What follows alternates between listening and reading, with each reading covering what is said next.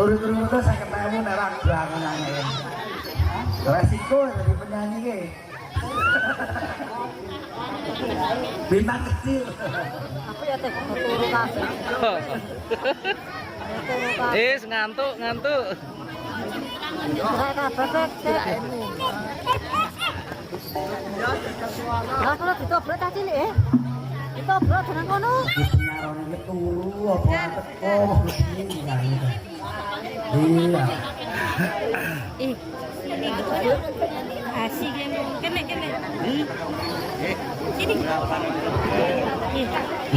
Penyarone ra teko jujur ning ngene.